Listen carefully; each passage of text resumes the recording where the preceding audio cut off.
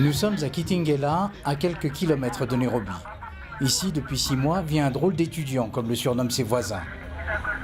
Un Chinois de 26 ans qui ne cesse de poser des questions à propos de l'origine des mots et de leur signification.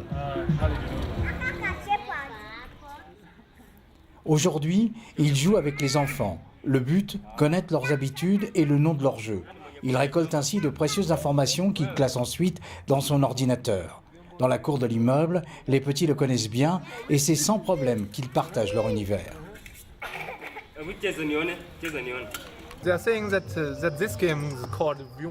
Ils me disent que ce jeu s'appelle le Vyumbo. Mais ce mot Vyumbo a différentes significations, comme siffler ou tordu.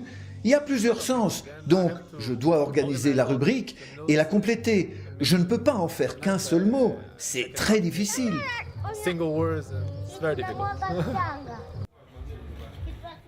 Shen, c'est son nom, a décidé de se lancer dans la conception d'un dictionnaire swahili-chinois afin d'aider ses congénères à mieux comprendre cette Afrique dans laquelle ils viennent de plus en plus nombreux vivre et travailler. Pour être au plus près de la réalité, il a choisi de vivre dans ce quartier populaire, loin du vocabulaire universitaire souvent dépassé. Sa technique est simple, il va là où les mots se cachent, la rue est son premier réservoir, puis les journaux jusqu'aux bandes dessinées. Pour l'aider dans les recherches et ses traductions, Nicolas, un étudiant kényan, est là en permanence depuis son arrivée. Inlassablement, le tandem collecte et transcrit, 10 heures par jour environ.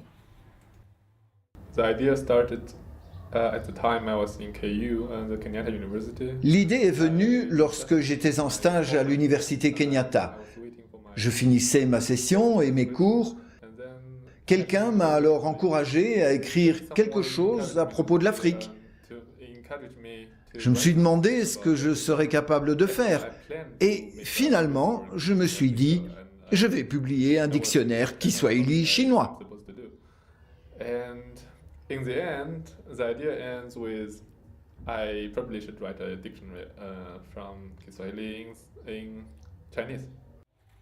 Le travail est énorme, d'autant que les variantes du Swahili sont nombreuses, suivant les régions des 3 principaux pays, Kenya, Ouganda, Tanzanie, où la langue est parlée.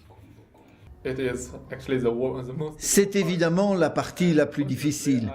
Heureusement, j'ai voyagé dans de nombreuses régions d'Afrique de l'Est, jusqu'à Zanzibar. Le mois prochain, je serai à Mombasa, et je pense qu'à la fin de l'année, j'irai une fois à Dar es Salaam. Après avoir recensé tous les détails des différents dialectes et formes du Swahili, alors seulement je pourrai avoir une version définitive. Nicolas classe et vérifie les traductions. Pour ce Kenyan, c'est un travail inhabituel mais plaisant. Il a rencontré Shen à l'université. Immédiatement, il a été séduit par cette idée de dictionnaire. What I think about it is of mutual importance on both Chinese and Africans too. Je pense que c'est aussi important pour les Chinois que pour les Africains, car ce ne sont pas uniquement les Chinois qui vont en profiter. Nous aussi, nous allons pouvoir comprendre le chinois. J'en parle avec mes amis et quelques-uns d'entre eux veulent apprendre le chinois.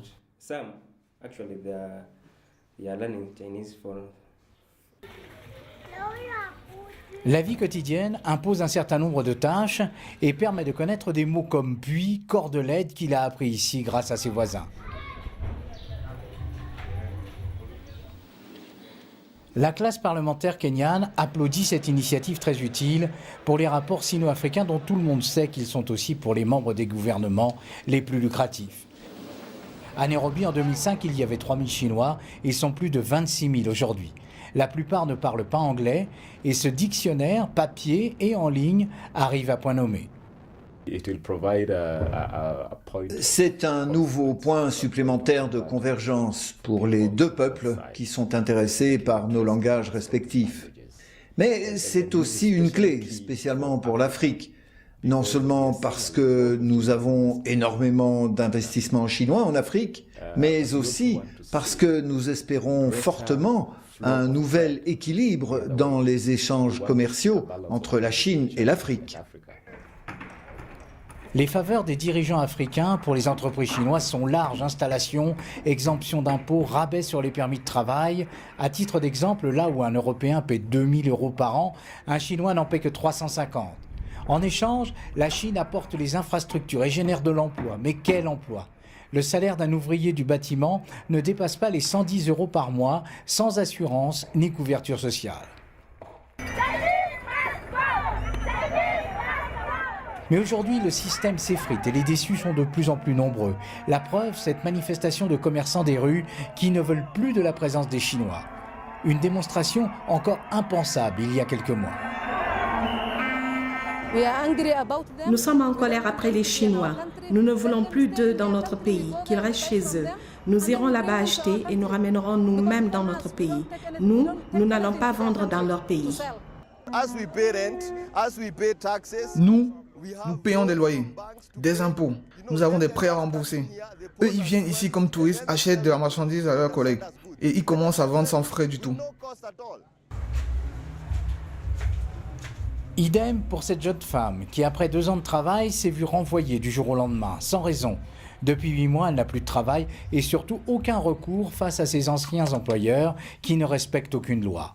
Elle n'a donc aucun revenu dans ce pays où l'allocation chômage n'existe pas. Puis ils se sont réveillés après 1 an et demi. Un jour, ils sont arrivés, nous ont laissé un mot nous disant qu'il y avait une réunion. Nous y sommes allés et là, ils nous ont annoncé qu'ils réduisaient notre salaire de moitié. Le salaire était déjà très bas pour le travail que nous faisions et quand votre salaire est déjà très bas et qu'on vous le coupe en deux, ce n'est pas acceptable.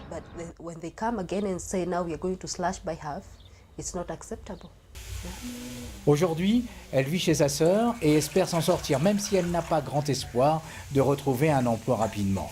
Devant une crise de l'emploi croissant et l'augmentation des matières de base, les entreprises chinoises ont donc la partie belle pour exploiter des pays où les taux de chômage varient entre 30 et 55%.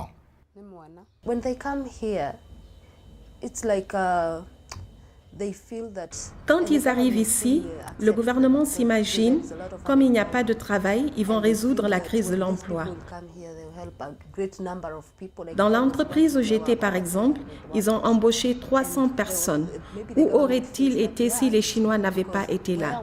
Ils seraient peut-être devenus voleurs ou criminels. Oui, les gens pensent qu'ils nous aident, mais en fait, ils viennent imposer leurs règles. Et en fin de compte, c'est comme si vous étiez absorbé par leur système et vous ne pouvez pas en sortir. La seule voie, c'est la démission, ce qui est dramatique.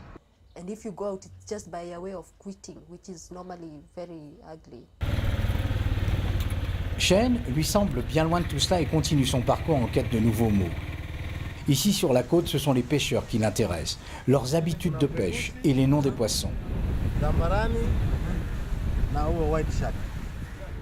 Eux voient aussi de futures rentrées d'argent et une manne avec la présence de l'étudiant, car les nouvelles vont vite et l'on sait que les Chinois sont de grands amateurs de poissons, particulièrement de requins, dont les eaux des côtes kenyanes et tanzaniennes regorgent.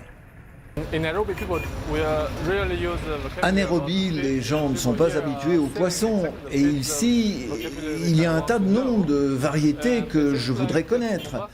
Le problème, c'est qu'à Mombasa, le dialecte est encore différent de celui de Zanzibar. Dans quelques semaines, Shen, travail accompli, quittera l'Afrique sans dire qui le finance, ni même le nom de son éditeur. Seule certitude, il prévoit la sortie de l'ouvrage en 2013 et en Chine uniquement.